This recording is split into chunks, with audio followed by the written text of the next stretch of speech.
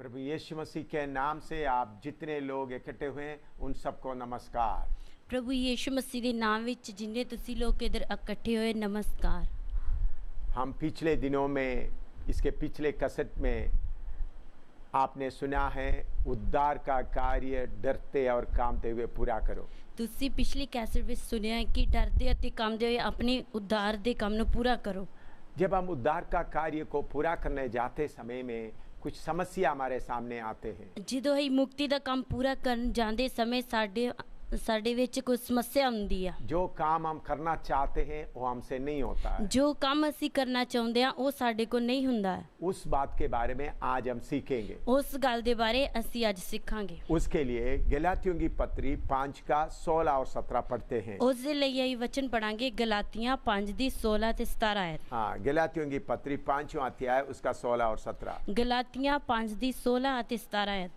उधर में लिखा है हमारा समस्या क्या है। उस दे विच लिखिया साडी समस्या की आ। हाँ। पर मैं कहता हूं आत्मा के अनुसार चलो तो तुम शरीर के लालसा किसी रीति से पूरी ना करोगे, क्योंकि शरीर आत्मा के विरोध में और आत्मा शरीर के विरोध में लालसा करता है और ये एक दूसरे के विरोधी है, इसलिए कि जो तुम करना चाहते हो वो कर ना पाओ।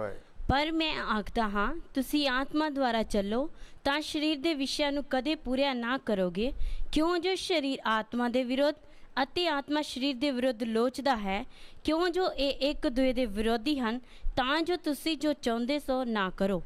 इधर में लिखा है आत्मा के अनुसार चलो तुम शरीर की लालसा किसी रीति से पूरी ना करोगे। इधर लिखिया तुसी आत्मा द्वारा चलो तो शरीर दे विषयां नूं कदे पूरा ना करोगे। आत्मा और शरीर के बीच में लड़ाई चलता है। आत्मा ते शरीर दे विच लड़ाई चलदी आ। आत्मा शरीर के बीच विरोध में, शरीर आत्मा के विरोध में आपस में लड़ाई करते रहते हैं। आत्मा शरीर दे विरोधी आते शरीर आत्मा दे विरोधी आपस विच इन्हां दी लड़ाई चलदी आ। हाँ, इसके बारे में रोमियों की पत्री में और थोड़ा सफाई से हमको मालूम कर सकता है। रोमिया दी पत्री विच अही होर थोड़ा सफाई ना पता कर सकते हैं। रोमियों की पत्री 7वां अध्याय उसका 14 आयत से लेकर 23 तक पढ़ेंगे। रोमिया दी पत्री 7 अध्याय 14 तो लेके 23 आयत तक पढ़ांगे। रोमी 7 का 14 से 23 तक। रोमिया 7 दी 14 तो 23 आयत तक। हम जानते हैं कि व्यवस्था तो आत्मिक है, परंतु मैं शारीरिक और पाप के हाथ बिका हुआ हूँ। जो मैं करता हूँ उसको नहीं जानता, क्योंकि जो मैं चाहता हूँ वो नहीं किया करता, परंतु जिससे मुझे घृणा आती है वही मैं करता हूँ। यदि जो मैं नहीं चाहता वही करता है तो मैं मान लेता हूँ कि व्यवस्था भली है। तो इसी दशा में उसका करने वाला मैं नहीं वरन पाप है जो मुझ में बसा हुआ है, क्योंकि मैं जानता हूं कि मुझ में अर्थात मेरे शरीर में कोई अच्छी वस्तु वास नहीं करती।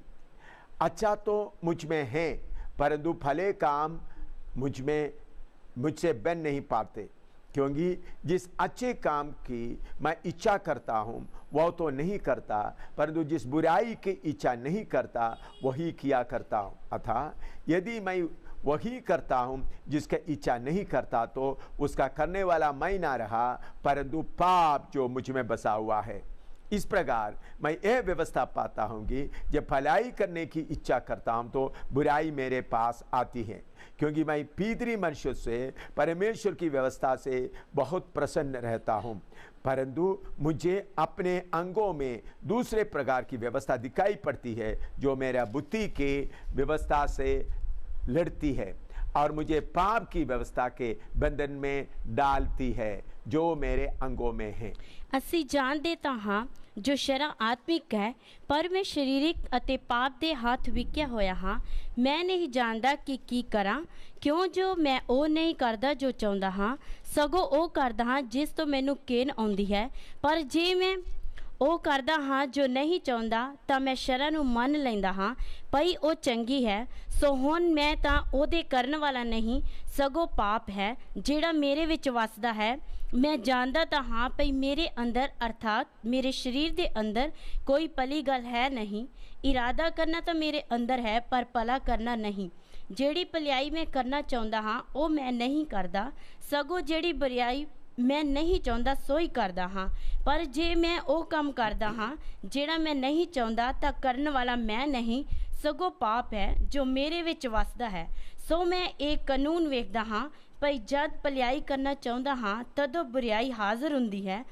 ਮੈਂ ਤਾਂ ਅੰਦਰਲੇ ਪੁਰਸ਼ ਅਨੁਸਾਰ ਪਰਮੇਸ਼ਰ ਦੇ ਕਾਨੂੰਨ ਵਿੱਚ ਆਨੰਦ ਹੁੰਦਾ ਹਾਂ, ਪਰ ਮੈਂ ਆਪਣੇ ਅੰਗਾਂ ਵਿੱਚ ਇੱਕ ਹੋਰ ਕਾਨੂੰਨ ਵੀ ਵੇਖਦਾ ਹਾਂ ਜੋ ਮੇਰੀ ਬੁੱਧ ਤੇ ਕਾਨੂੰਨ ਨਾਲ ਲੜਦਾ ਹੈ ਅਤੇ ਮੈਨੂੰ ਉਸ ਪਾਪ ਦੇ ਕਾਨੂੰਨ ਦੇ ਜੋ ਮੇਰੇ ਅੰਗਾਂ ਵਿੱਚ ਹੈ ਬੰਧਨ ਵਿੱਚ ਲੈ ਆਉਂਦਾ ਹੈ।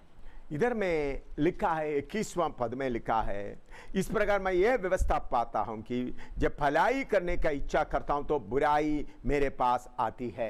ਸੋ ਮੈਂ ਇਹ ਕਾਨੂੰਨ ਵੇਖਦਾ ਹਾਂ ਭਈ ਜਦ ਮੈਂ ਭਲਾਈ ਕਰਨਾ ਚਾਹੁੰਦਾ ਹਾਂ ਤਦੋਂ ਬੁਰਾਈ ਹਾਜ਼ਰ ਹੁੰਦੀ ਹੈ। हाँ, तो उसका 22वां पद में लिखा है, भीतरी मनुष्य से परमेश्वर का व्यवस्था में मैं बहुत प्रसन्न रहता हूं। ਮੈਂ ਤਾਂ ਅੰਦਰਲੇ ਪੁਰਸ਼ ਅਨੁਸਾਰ ਪਰਮੇਸ਼ਰ ਦੇ ਕਾਨੂੰਨ ਵਿੱਚ ਆਨੰਦ ਹੁੰਦਾ ਹਾਂ। हाँ, लेकिन 23वां पद में लिखा है, परंतु मेरे शरीर के अंगों में दूसरे एक व्यवस्था मैं देखता हूं। 23 वचन ਵਿੱਚ ਲਿਖਿਆ ਕਿ ਪਰੰਤੂ ਮੇਰੇ ਸਰੀਰ ਦੇ ਅੰਗਾਂ ਵਿੱਚ ਮੈਂ ਹੋਰ ਕਾਨੂੰਨ ਵੇਖਦਾ ਹਾਂ। हाँ, ये हर एक विश्वासी भाई बहन का अनुभव है। ਇਹ ਹਰ ਇੱਕ ਵਿਸ਼ਵਾਸੀ ਭੈਣ ਭਰਾ ਦਾ ਅਨੁਭਵ ਹੈ। उनके अंदर की भीतरी मनुष्य से परमेश्वर की व्यवस्था पर चलना चाहते हैं। ਉਹ ਭੀਤਰੀ ਮਨੁੱਖ ਦੇ ਦੁਆਰਾ ਪਰਮੇਸ਼ਰ ਦੀ ਵਿਵਸਥਾ ਵਿੱਚ ਚੱਲਣਾ ਚਾਹੁੰਦੇ ਆ। झूठ बोलना नहीं चाहता, ਝੂਠ ਬੋਲਣਾ ਨਹੀਂ ਚਾਹੁੰਦੇ, झगड़ा करना नहीं चाहता, ਝਗੜਾ ਕਰਨਾ ਨਹੀਂ ਚਾਹੁੰਦੇ, गंदा काम करना नहीं चाहता, ਗੰਦਾ ਕੰਮ ਕਰਨਾ ਨਹੀਂ ਚਾਹੁੰਦੇ। लेकिन बाहरी मनुष्य के द्वारा वो काम अपने आप कर लेता है। ਪਰ ਉਹ ਬਾਹਰੀ ਮਨੁੱਖ ਦੇ ਦੁਆਰਾ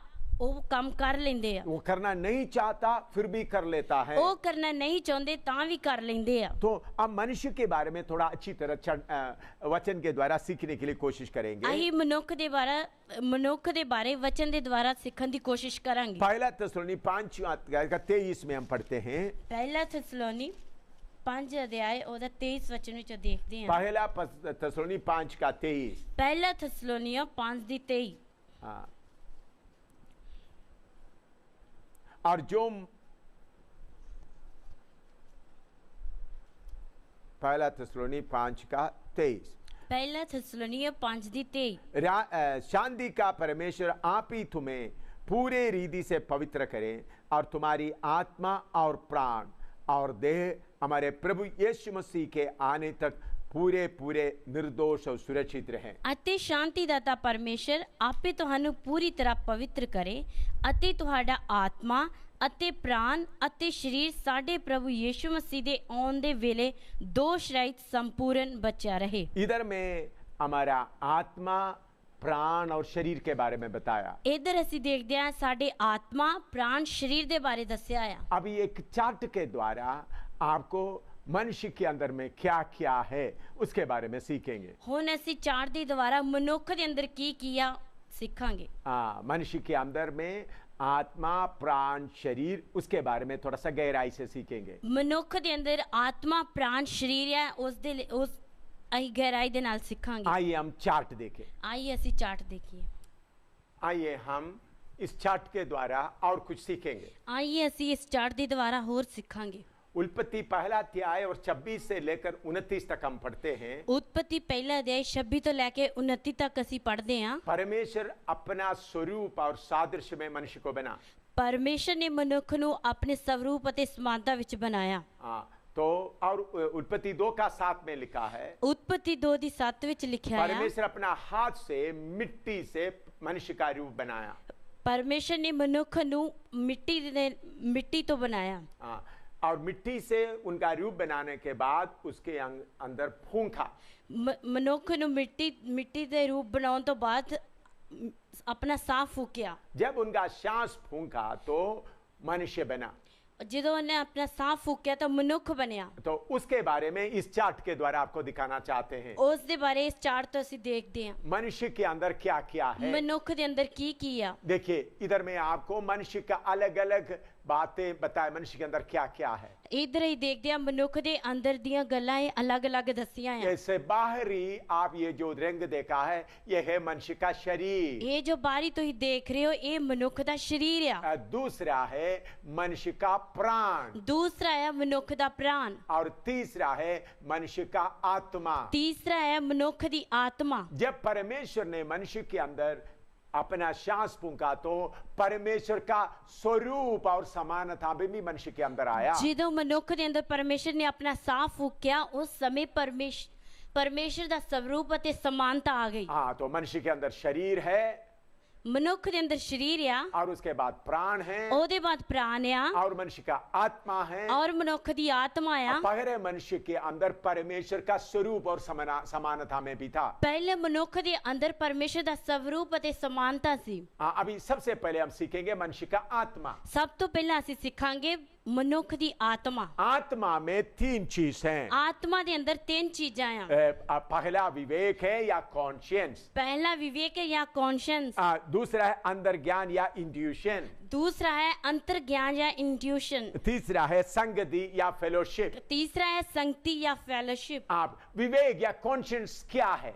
विवेक या कॉन्शियंस किया यह भले बुरे की पहचान करने वाला अंग है। ये भले बुरे दी पहचान करने वाला अंग है। ये बुद्धि से प्रभावित नहीं होता है। ये बुद्धि तो प्रभावित नहीं हुंदा। ये अपनी ओर से ही सीधा न्याय करता है। ये अपनी वल्लों ही सीधा न्याय करता है। कई बार ये हमारी सोच विचार की गई बातों को भी खंडन कर देता है। कई बार ये साडी सोच विचार दी गल्लां दा भी खंडन करता है। विवेक का कार्य प्राय निष्पक्ष एवं स्वतंत्र व सीधा होता है। विवेक दा काम निरपक्ष अते आजाद अते सीधा हुंदा है। वह यह बाहरी परिस्थितियों से प्रभावित नहीं होता। बाहर दिया परिस्थितियां तो ये प्रभावित नहीं हुंदा। यदि कोई मनुष्य गलती करता है तो उसका विवेक उसे दोषी ठहरा देता है। अगर कोई मनुष्य गलती करदा तो ओदा विवेक ओनु दोषी ठहराउंदा है। परमेश्वर मनुष्य से उसके विवेक के द्वारा बातें करता है। परमेश्वर मनुष्य दे नाल ओदे विवेक दे द्वारा गल्लां करदा है। विवेक हर मनुष्य को परमेश्वर दिया है। विवेक परमेश्वर ने हर एक मनुष्य नु दिता है। चाहे पढ़े लिखे हो, अनपढ़ हो, स्कूल में गया हो, नहीं गया हो, सबके अंदर विवेक है। चाहे पढ़िया लिखा है अनपढ़ है, सब दे अंदर ये विवेक है। और उनको एक अक्षर भी पढ़ना नहीं आता फिर भी उसके अंदर विवेक है। अगर उसनु एक अक्षर पढ़ना नहीं आंदा तां भी ओदे अंदर विवेक है। अगर कोई अंधा है, बहरा है, फिर भी उसके अंदर विवेक है। अगर कोई अन्ना या बहरा ओदे अंदर भी विवेक है। ये विवेक जानवरों में नहीं है। ये विवेक जानवरों दे अंदर नहीं है। अभी मैं आपको समझाने के लिए बताना चाहता हूँ। हुण तां मैं समझाउण लई दसना चाहुंदा आ। जिस जगह में आप बैठे, मान लो दो बिल्ली आपस में लड़ा। जिस जगह ते तुसी बैठे हो, मान लो दो बिल्लियां आपस विच लड़दियां हैं और एक दूसरे को मार डाला है। एक दूजे नु मार दिया है। तो फिर मार डालने के बाद वो दूसरा बिल्ली उस नजदीक जगह में पड़े होकर सो जाती है। मारन तो बाद दूसरी बिल्ली जाके चुप करके सो जाती है। उनके दिल में यह डर नहीं रहता, उन्हां दे अंदर ये डर नहीं रहिंदा, उनके अंदर यह परेशानी नहीं हो मैं दूसरे बिल्ली को मार डाला। उस दे अंदर कोई परेशानी नहीं हुंदी कि मैं दूसरी नु मारया है। वो पाकर छुपने के लिए नहीं जाते, वो भज के छिपन वास्ते नहीं जांदी। जो मरे हुए बिल्ली उनके सामने पड़ा है तो दूसरे जगह में आराम से सो जाती है। मरी हुई बिल्ली सामने पई तां भी आराम नाल सो जांदी है। लेकिन मनुष्य अगर किसी आदमी को मार डाला पर मनुष्य ने किसी आदमी नु मारया है, अगर उसका सारे निशान उन्होंने मिटा दिया है, अगर उन्हें सारे निशान ओदे मिटा और दिए, किसी ने उस बात को देखा नहीं है, अगर किसी ने उस गल नु वेख्या नहीं, फिर भी वो मनुष्य उधर से भाग जाता है। फिर भी वो मनुष्य उथों भज जांदा है। और उनके विवेक उनको खाता है तुमने पाप किया है। और विवेक ओदा ओनु अंदरों दोषी ठहराउंदा तू पाप कीता है। तो विवेक हर मनुष्य के अंदर है। ता विवेक सारियां दे अंदर है। आप सफर में रोड में जाते वक्त आपने देखा होगा जिधर जंक्शन आता है उधर में लाइट के द्वारा लाल बत्ती और हरी बत्ती दिखाई देता है। तुसी रोड दे उत्ते जांदे समय जंक्शन होंदे समय हरी ते लाल बत्ती दिखाई दिंदी है।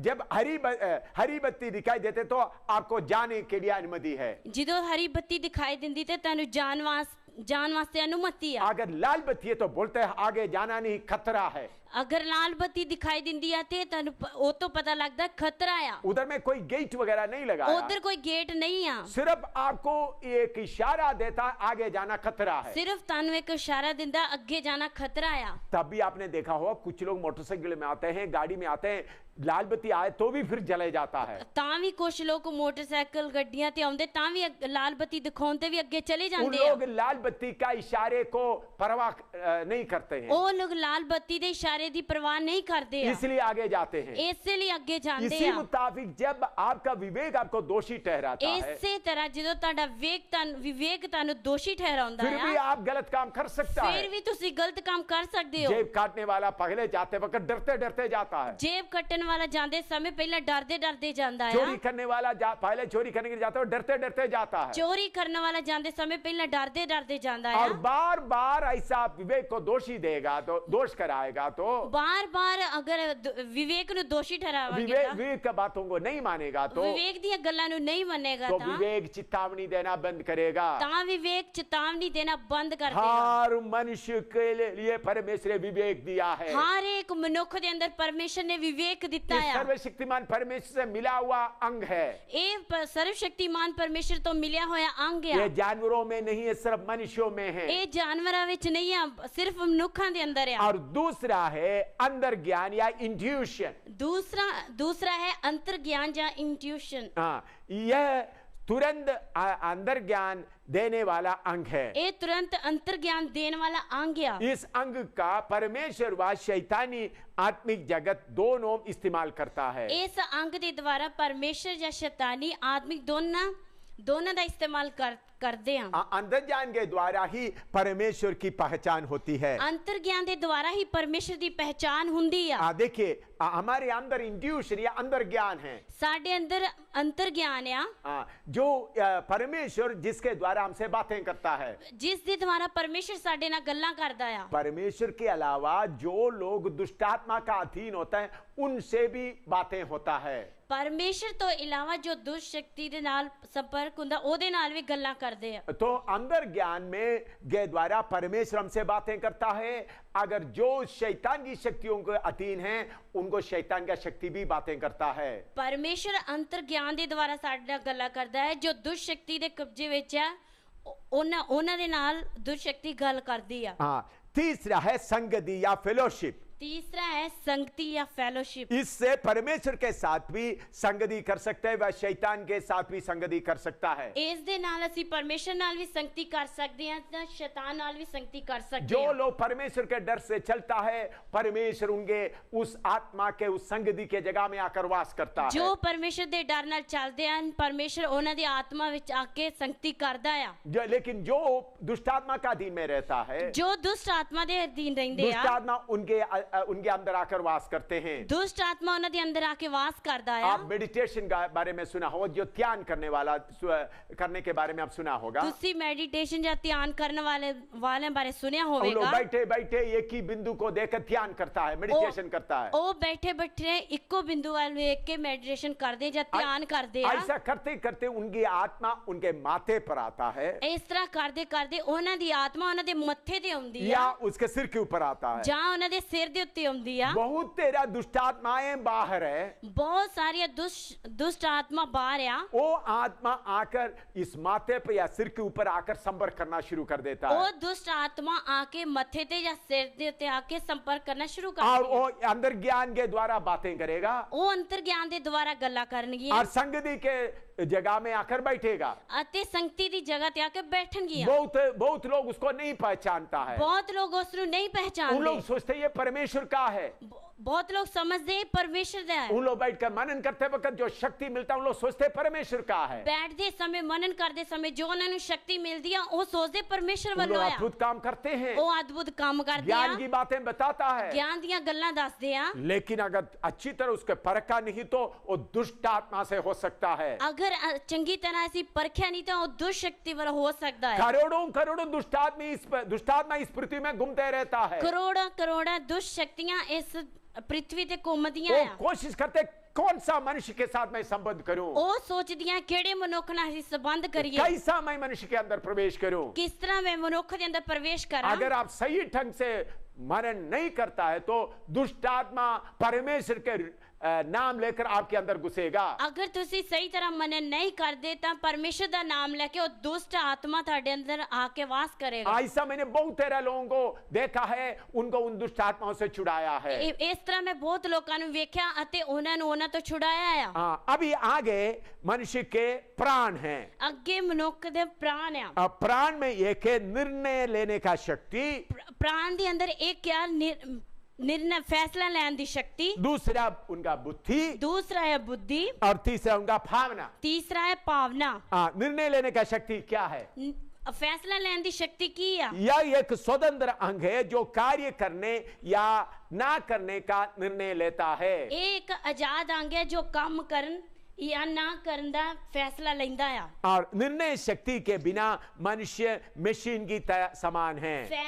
फैसला लेने तो बिना मनुष्य मशीन दे समान है। देखिए, हर एक मनुष्य के अंदर निर्णय लेने का शक्ति प्रभु ने दिया है। हर एक मनुष्य के अंदर परमेश्वर ने फैसला करने की शक्ति दी है। अभी आपने देखा होगा, मशीन, गाड़ी हो, पंप हो, कुछ भी हो, अगर आप उसको चालू करेगा तो चलता रहेगा। हुन तो ही वेख्या होगा मशीन या गड्डी या अगर तुम ओनू चालू करोगे तो चलती रहेगी। अभी आपका घर का पंप है, हुन तुहाडे घर दा नलका आ, पंप में पानी आप ऊपर छत में चढ़ाना चाहता है।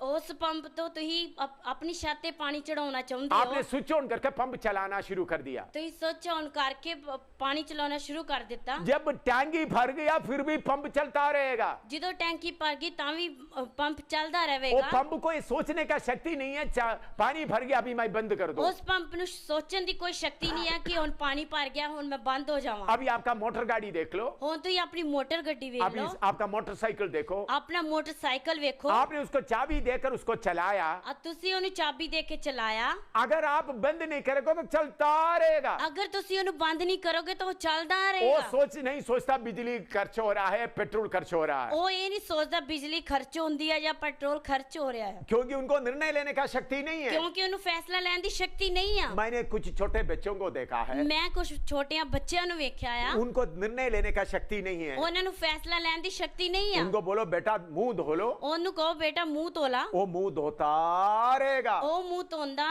रहेगा। अगर जब तक जाकर आप उसको पकड़ कर दूसरा जिम्मे नहीं ले तो मुंह धोता रहेगा। अगर तुम उन्हें फड़ के लेके नहीं जाओगे तो मुंह धोंदा रहेगा। क्या हो गया? की होया? उनका दिमाग में निर्णय लेने का शक्ति का अंग कार्य नहीं करता है, क्योंकि ओदे दिमाग विच फैसला लेने की शक्ति दा अंग काम नहीं करता। प्रभु ने हमको निर्णय लेने का शक्ति दिया हुआ है। प्रभु ने सानू फैसला लेने की शक्ति दी है। तीसरा है बुद्धि, तीसरा है बुद्धि, दूसरा है बुद्धि। दूसरा है बुद्धि। बुद्धि सोच विचार करने वाला अंग है। बुद्धि सोच विचार करने वाला अंग है। हमारे मानसिक क्षमता व ज्ञान आदि सब कुछ इसी में है।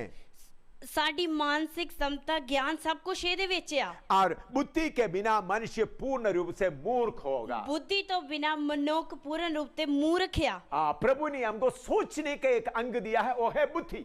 परमेश्वर ने सानू सोचने का एक अंग दिता है, वो है बुद्धि। कोई काम करना है तो हमारा बुद्धि काम करना शुरू कर देता है। अगर कोई काम करना है तो साडी बुद्धि काम करने शुरू करेगी। खाना बनाना है तो हम सोचना शुरू करता है। खाना बनाना तो ही सोचना शुरू करते हैं। नहाना है तो हम सोचना शुरू करता है। नहाना है तो ऐसे सोचना शुरू अगर करते कहीं हैं। जाना है तो हम सोचना शुरू करता है। अगर किते जाना तो सोचना शुरू करते हैं। परमेश्वर हमको सोचने का अंग या बुद्धि दिया हुआ है। परमेश्वर ने सानू सोचने का अंग दिता है, बुद्धि। अगर वो नहीं है तो हम मूर्ख बने रहेगा। अगर वो साडे अंदर नहीं है तो असि मूर्ख हैं। अभी तीसरा है भावना। तीसरा है भावना। यह भावनात्मक अंग है। ये भावना करने वाला अंग है। जैसा प्रेम, घृणा, जलन, दुख, खुशी आदि। जिस तरह प्रेम या घृणा करना, जलन, दुख, खुशी है।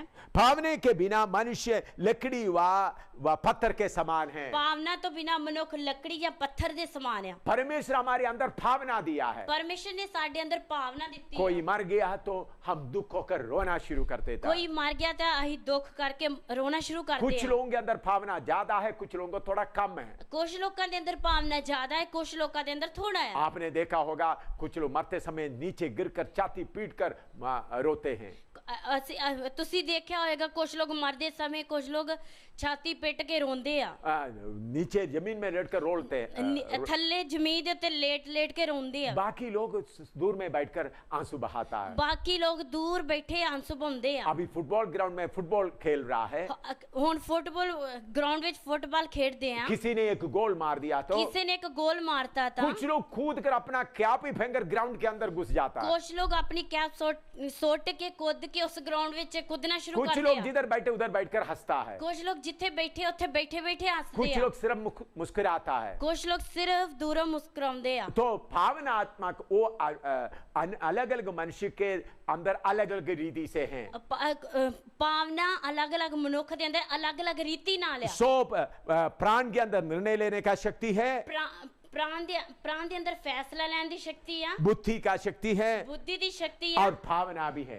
ਅਤੇ ਭਾਵਨਾ ਵੀ ਆ तीसरा है शरीर। ਤੀਸਰਾ ਆ ਸਰੀਰ शरीर के बारे में आप अच्छी तरह जानते ਸਰੀਰ हैं। ਦੇ ਬਾਰੇ ਤੁਸੀਂ ਚੰਗੀ ਤਰ੍ਹਾਂ ਜਾਣਦੇ ਹੋ 5 इंद्रिय हैं, ਪੰਜ ਇੰਦਰੀਆਂ ਆ आंख, नाक, कान, जीभ और स्पर्श करने का। आँखें नाक्या कान्या जीभ है और स्पर्श छूना ये आप सबको अच्छी तरह मालूम है, ਇਹ ਤੁਹਾਨੂੰ ਸਾਰਿਆਂ ਨੂੰ ਚੰਗੀ ਤਰ੍ਹਾਂ हम ਪਤਾ लोग इसको ਹੈ विवरण करने का जरूरत नहीं। ਇਸ ਦੇ ਬਾਰੇ ਵਿਵਰਣ ਕਰਨ ਦਾ ਜ਼ਰੂਰਤ ਨਹੀਂ और ਹੈ एक बार देखिए, ਔਰ ਹੋਰ ਇੱਕ ਵਾਰ ਵੇਖੀਏ मनुष्य के अंदर उनका आत्मा है ਮਨੁੱਖ ਦੇ ਅੰਦਰ ਉਹਦੀ ਆਤਮਾ ਆ और उनका प्राण है, ਅਤੇ ਉਹਦਾ ਪ੍ਰਾਣ ਆ उनका शरीर है। ਉਹਦਾ ਸਰੀਰ ਆ पहले मनुष्य के अंदर परमेश्वर का स्वरूप व समानता था।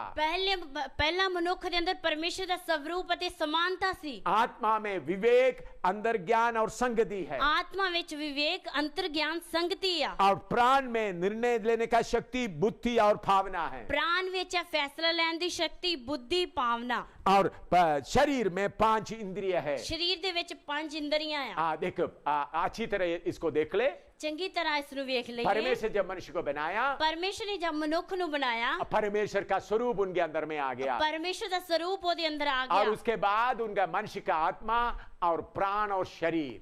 ਉਸ ਦੇ ਬਾਅਦ ਮਨੁੱਖ ਦਾ ਆਤਮਾ ਪ੍ਰਾਣ ਸਰੀਰ लेकिन जब मनुष्य के अंदर पाप आया क्या हुआ, जित- अगला चार्ट में सिखाएंगे। ਜਦੋਂ ਮਨੁੱਖ ਦੇ ਅੰਦਰ ਪਾਪ ਆਇਆ ਉਸ ਦੇ ਬਾਰੇ ਅਗਲੇ ਚਾਰਟ ਵਿੱਚ ਵੇਖਾਂਗੇ आइए अगला चार्ट देखते हैं। ਆइए अगला चार्ट देखिए एदन वाटिका में क्या हुआ करके आपको पढ़कर सुनाता हूं। ਹੁਣ ਅਦਨ ਦੇ ਬਾਗ ਵਿੱਚ ਕੀ ਹੋਇਆ ਉਹਦੇ ਬਾਰੇ ਤੁਹਾਨੂੰ ਪੜ੍ਹ ਕੇ ਸੁਣਾਉਂਦਾ ਹੈ और तो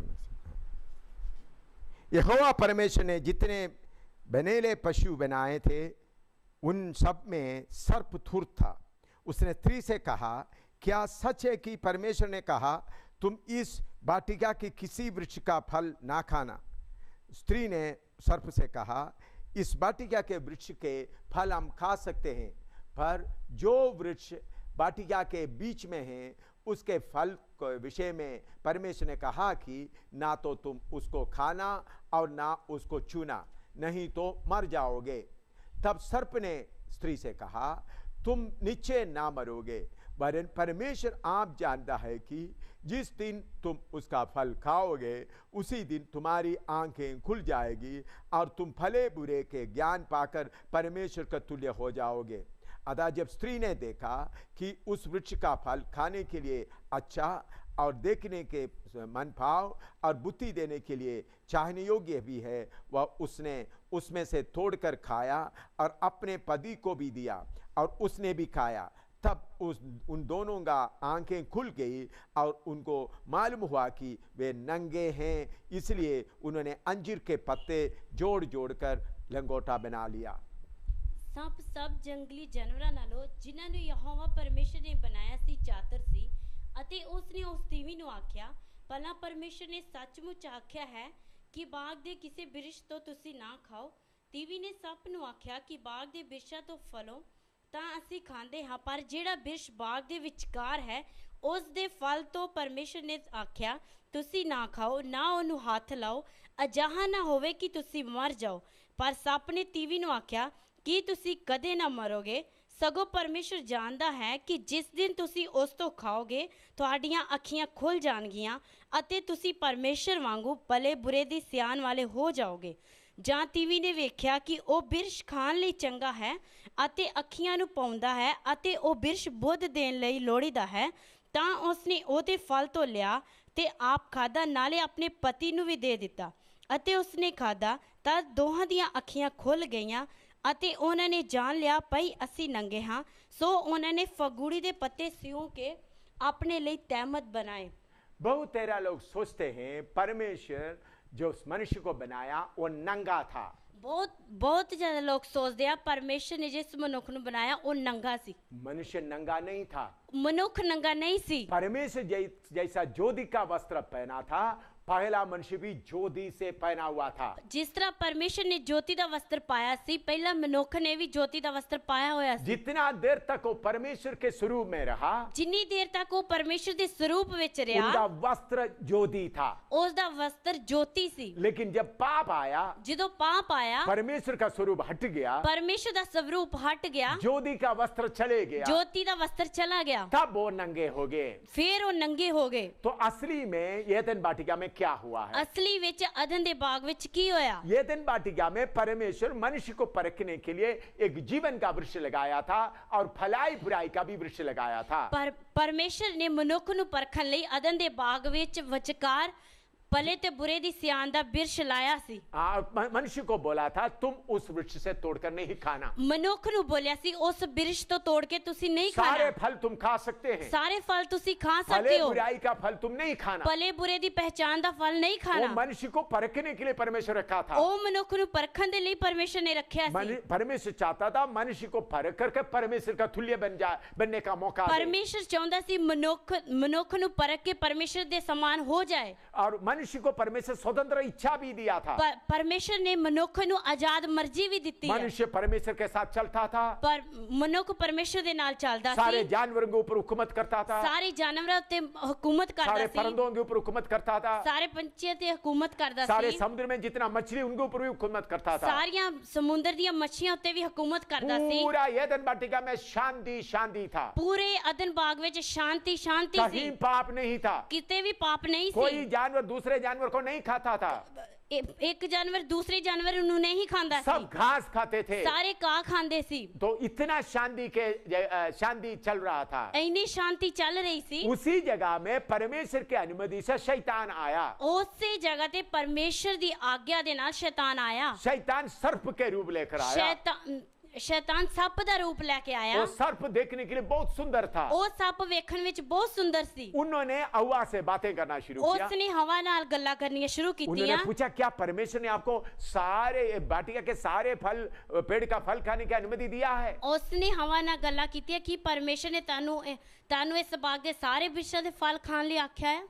तो उस वक्त हवा बोल सकती थी। उस वक्त हवा बोल सकती थी। तुम कौन है? तू कौन है? ऐसा सवाल पूछने के लिए तुम क्यों इधर आया है? इस तरह के सवाल पूछने लिए तू कौन है? तू इधर क्यों आया है? तू कौन है? तू भाग जाओ बोल सकता था। तू कौन है? तो पाजीजा करके बोल सकती थी। लेकिन उन्हें ऐसा नहीं किया। पर उन्हें इस तरह नहीं किया। अपने स्वतंत्र इच्छा से, अपनी आजाद मर्जी नाल उनके बातें सुनने के लिए चाहा। उसदिया गल्लां सुननियां चाहिए। उनका बातें समझने के लिए कोशिश किया। उसदिया गल्लां समझने की कोशिश की थी। उनके पहले मनुष्य का प्राण के अंदर में शैतान को प्रवेश करने के लिए मौका मिला।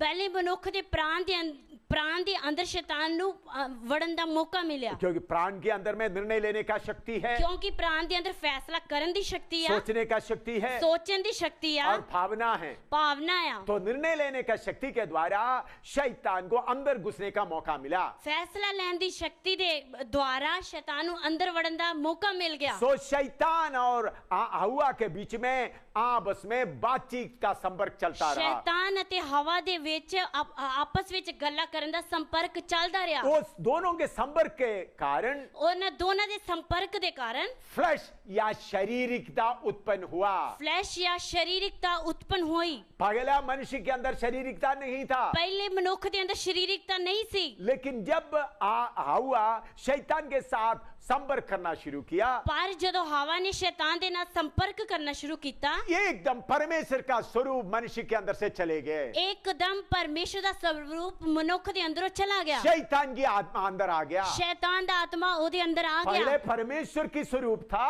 पहला परमेश्वर दा स्वरूप सी। लेकिन जब परमेश्वर का आज्ञा को तोड़ दिया, पर जदों परमेश्वर दी आज्ञा तोड़ दी, शैतान को अंदर घुसने का मौका दे दिया। शैतान नु अंदर वड़न दा मौका देता। परमेश्वर का स्वरूप चले गया। परमेश्वर दा स्वरूप चला गया। उसके बाद शैतान की आत्मा आ गया। उस तो बाद शैतान दी आत्मा आ गई। और उसके साथ साथ शारीरिकता भी आ गया। उस दे नाल ना शारीरिकता भी आ गई। ये शारीरिकता परमेश्वर ने नहीं बनाया था। ये शारीरिकता परमेश्वर ने नहीं बनाई सी। आदम, हवा और शैतान के बीच का संपर्क के कारण शारीरिकता आया। ਹਵਾ ਅਤੇ ਸ਼ੈਤਾਨ ਦੇ ਸੰਪਰਕ ਦੇ ਕਾਰਨ ਇਹ ਫਲੈਸ਼ ਅੰਦਰ ਆਈ। ये शारीरिकता क्या है? ਇਹ ਸਰੀਰਕਤਾ ਕੀ ਆ? अंग्रेजी में फ्लैश बोलता है, ਅੰਗਰੇਜ਼ੀ ਵਿੱਚ ਇਹ ਫਲੈਸ਼ ਬੋਲਦੇ ਆ, हिंदी में शारीरिकता बोलता है। ਪੰਜਾਬੀ ਵਿੱਚ ਸਰੀਰਕਤਾ ਕਹਿੰਦੇ ਆ। वो एक किस्म का शक्ति है, ਉਹ ਇੱਕ ਕਿਸਮ ਦੀ ਸ਼ਕਤੀ वो ਆ, हमारे अंदर मोह बढ़ाता है। ਉਹ ਸਾਡੇ ਅੰਦਰ ਮੋਹ ਵਧਾਉਂਦੀ ਆ। हवा का हालत क्या हो गया? ਹਵਾ ਦੀ ਹਾਲਤ ਕੀ ਹੋ ਗਈ? जब शारीरिकता आ गए, ਜਦੋਂ ਸਰੀਰਕਤਾ ਆ ਗਈ, मोह बढ़ना शुरू किया, ਮੋਹ ਵਧਣੀ ਸ਼ੁਰੂ ਕੀਤੀ, उस फल को देखना शुरू किया। ਉਸ ਫਲ ਨੂੰ ਵੇਖਣਾ ਸ਼ੁਰੂ इसके ਕੀਤਾ। पहले कितने बार उस पेड़ के नीचे से गया है, ਇਸ ਤੋਂ ਪਹਿਲਾਂ ਉਹ ਕਿੰਨੀ ਵਾਰ ਉਸ ਦਰਖਤ ਦੇ ਥੱਲੋਂ ਗਈ ਆ, वो फल को देखा है, ਫਲ ਨੂੰ ਵੇਖਿਆ ਆ, लेकिन मोह नहीं आया। ਪਰ ਮੋਹ ਨਹੀਂ ਆਇਆ। आज शारीरिकता आने के कारण, ਅੱਜ ਸਰੀਰਕਤਾ ਆਉਣ ਦੇ ਕਾਰਨ, फ्लैश आने के कारण ਫਲੈਸ਼ ਆਉਣ ਦੇ ਕਾਰਨ मोह आना शुरू किया। ਮੋਹ ਆਉਣਾ ਸ਼ੁਰੂ ਕੀਤਾ। देखते देखते मोह बढ़ गया ਵੇਖਦੇ ਵੇਖਦੇ ਮੋਹ ਵੱਧ ਗਈ और फल तोड़कर खा गया। ਅਤੇ ਫਲ ਤੋੜ ਕੇ ਖਾਇਆ। अपना पति को भी ले जाकर दे दिया। ਆਪਣੇ ਪਤੀ ਨੂੰ ਵੀ ਲੈ जा के इसके ਦਿੱਤਾ। पहले मैं सोचता हूँ उन्होंने ऐसे करते होंगे। ਇਸ ਤੋਂ ਪਹਿਲਾਂ ਮੈਂ ਸੋਚਦਾ ਇਸ ਤਰ੍ਹਾਂ ਕਰਦੇ जब ਹੋਣਗੇ। हवा कोई फल तोड़ता है, ਜਦੋਂ ਹਵਾ ਕੋਈ ਫਲ ਤੋੜਦੀ ਆ, अपना पति के पास, आदम के पास भी ले जाते हैं, ਆਪਣੇ ਪਤੀ ਆਦਮ ਦੇ ਕੋਲ ਵੀ ਲੈ ਕੇ ਜਾਂਦੀ लेकिन ਹੋਏਗੀ, अभी उसके लिए नहीं सोच रहा है। ਪਰ ਹੁਣ ਉਸ ਦੇ ਬਾਰੇ ਨਹੀਂ मोह ਸੋਚਦੀ। बढ़ गया, ਮੋਹ ਵੱਧ ਗਿਆ। पहले खा लिया। ਪਹਿਲਾਂ ਖਾ ਲਿਆ। क्यों? ਕਿਉਂ?